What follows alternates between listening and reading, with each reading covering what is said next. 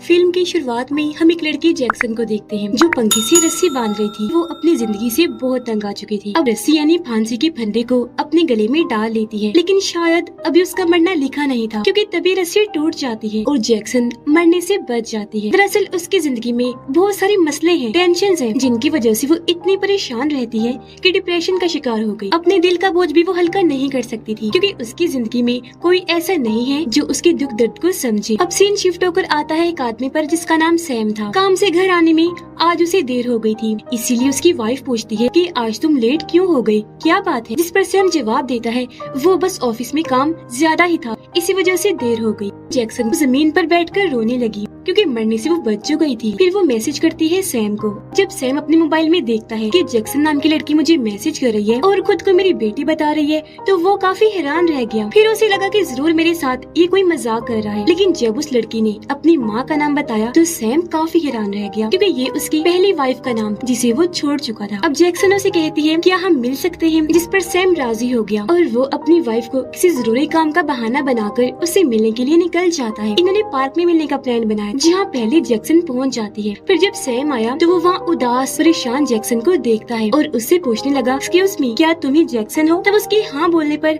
Sam उसके पास बैठ गया और ये दोनों बातें करने लगते हैं। जैक्सन उसे बताती है कि हाँ, मैं आपकी पहली वाइफ में से बेटी हूँ। आप लोगों ने जब शादी की थी तो मेरी मोम प्रेग्नेंट हो गई, लेकिन जब तक की बात वो आपको बताती काफी देर हो गई, क्योंकि आप दोनों अलग हो चुके थे। हालांकि अब मेरे और मोम के ताल्लुक भी अच्छे नहीं रहे, वो मुझे छोड़कर अलग रहती है। अब सैम उसकी बातें सुन तो रहा था, लेकिन इन बातों पर इतनी जल्दी यकीन करना मुश्किल था। उसे तो इस बात पर भी यकीन नहीं आ रहा था कि मेरी एक बेटी भी है। इन सारी बातों की वजह से सैम काफी परेशान हो गया, क्योंकि जाहिर है अब उसने दूसरी शादी कर ली थी और शायद उसकी वाइफ जैक्सन को ना अपनाए। उसे अपनी बेटी की फिक्र भी हो रही थी, पर वो क्या करता, जैक्सन के लिए कोई फैसला भी नहीं ले सकता। अब वो उसे ये कहकर जाने लगा कि ठीक है बेटा, अपना ख्याल रखना, हम फिर मिलेंगे। लेकिन जैसे वो जाने लगा, ये दोनों एक आदमी को आता हुआ देखते हैं जिसने पेंट कोट पहना हुआ था और वो बड़ी तेजी से आगे बढ़ रहा था। वो आदमी एक बच्चे के पास गया और अचानक उसका बड़ा सा मुंह खुल जाता है। वो अपने बड़े से मुंह में बच्ची का सर रखता है और फिर ऐसे ही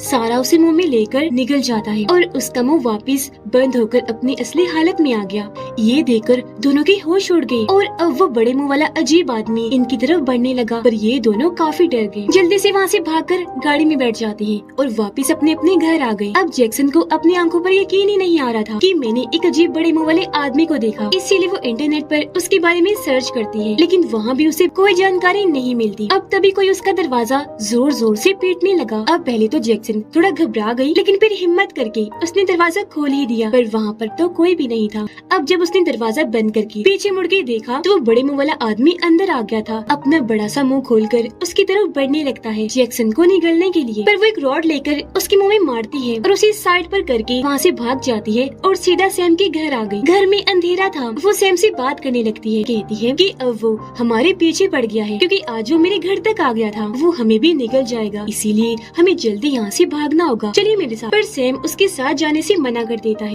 अब यहाँ उसकी वाइफ को लगा जैसे इन दोनों के बीच कुछ चल रहा है, पर जैक्सन उसे कहती है कि आंटी जी, ये मेरे डैड हैं और मैं इनकी बेटी हूँ। अब उसकी बात पर सैम की वाइफ को भी यकीन नहीं आता, पर तभी उसे बाहर किसी की आहट महसूस होती है। उसने जब पर्दा हटाकर देखा तो वहाँ पार्क वाला आदमी था जो उनके घर की तरफ ही बढ़ रहा था। उसे देखकर जैक्सन बताती है कि यही तो है वो बड़े मुंह वाला आदमी जो अब हमारे पीछे है, तो हमें जल्दी यहाँ से निकलना होगा। पर वो दोनों ही नहीं मानते। इस वजह से जैक्सन को गुस्सा आ गया और वो दोनों को चाकू दिखाकर धमकाने लगती है। इस वजह से सैम की वाइफ डर गई और अब वो अपने हस्बैंड को जैक्सन के साथ जाने देती है और वो अपने डैड को लेकर निकल गई। रास्ते में जैक्सन अपने डैड को बताती है कि हम मेरे एक दोस्त के घर जाएंगे, क्योंकि वो इस तरह के अजीब लोगों के बारे में काफी कुछ जानता है। अब इसी बीच सैम की वाइफ उसे कॉल करती है, क्योंकि उसे अपने हस्बैंड की फिक्र हो रही थी, लेकिन सैम फोन नहीं उठाता, बल्कि उसे अपनी लोकेशन भेज देता है कि इस वक्त वो कहाँ है और कहाँ जा रहे हैं, ताकि अगर उसकी वाइफ ने आना हो तो वो लोकेशन के जरिए आ सके।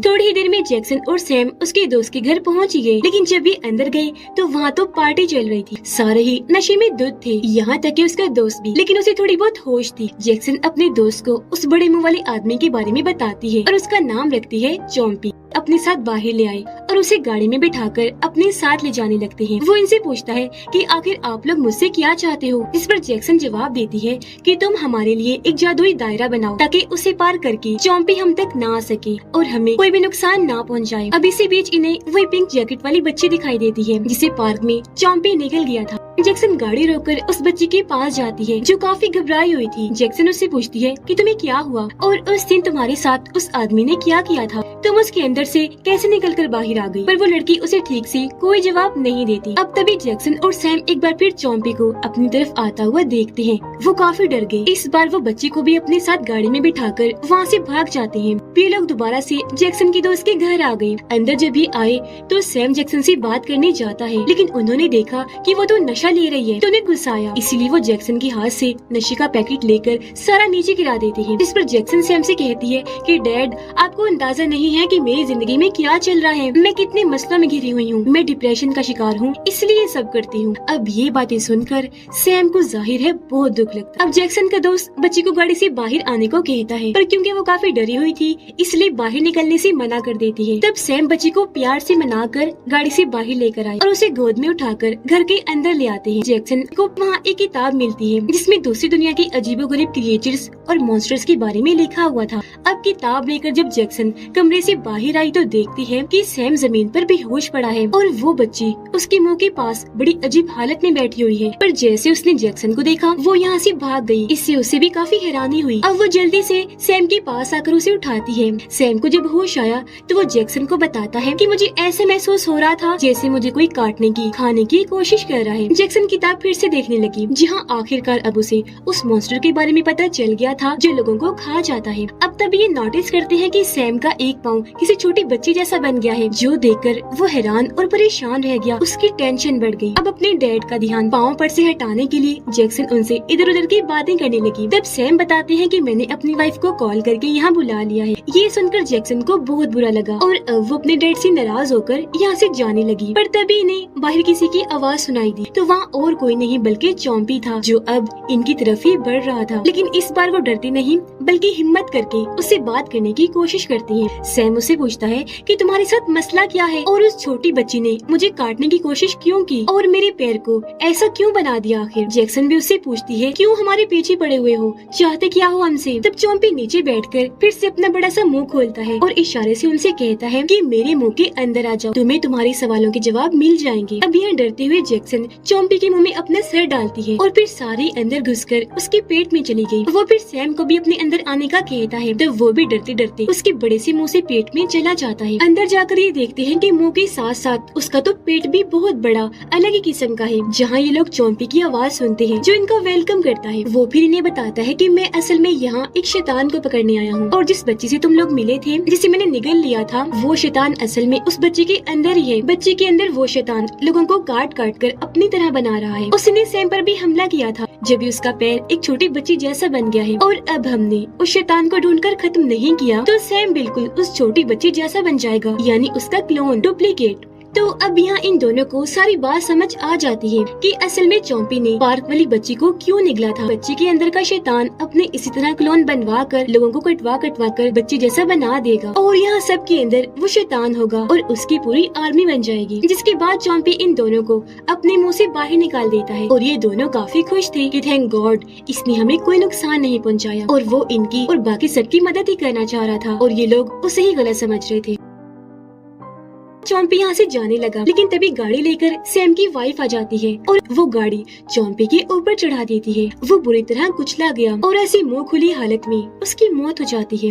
अब ये देखकर जैक्सन काफी दुखी हो गई। वो उसकी लाश के पास आकर बैठ गई और उदास होते हुए कहती है कि चॉम्पी तो हमारी मदद करना चाहता था लेकिन ये तो मर गया, अब हम क्या करेंगे। तब सैम की वाइफ कहती है कि पुलिस को बुला लेते हैं, पर जैक्सन और सैम इस बात से इनकार कर देते हैं क्योंकि वो कोई नया खतरा मोल नहीं लेना चाहते थे। जिसके बाद वो चॉम्पी की लाश को सैम के दोस्त की गाड़ी की डिग्गी में रखते हैं। होटल आकर जैक्सन सैम को कहती है कि डैड आप अपनी वाइफ से कितना डरते हैं, क्या आप इनके गुलाम हैं। अब ये बात सुनकर सैम को बहुत बुरा लगता है। वो जैक्सन को कहते हैं कि फिलहाल ये बात करने का वक्त नहीं है, हमें उस बच्ची को ढूंढकर प्यार से उससे बात करनी चाहिए, उसे समझाना चाहिए कि वो कितना गलत कर रही है ऐसे लोगों को काट काट कर और अपने क्लोन्स बनाकर। ये आइडिया जैक्सन को पसंद नहीं आता। कहती है डैड आपको क्या लगता है वो प्यार से हमारी बात मानेगी, उसका जो हल है हमें वो ही करना है, बच्ची को मारना है ताकि वो शैतान भी खत्म हो जाए। अब वो बच्ची एक लड़की के पास गई और उससे बहाने से मदद मांगती है ताकि उसे भी काट कर अपने जैसा बना ले। और अब ये तीनों गाड़ी में बैठकर निकल गए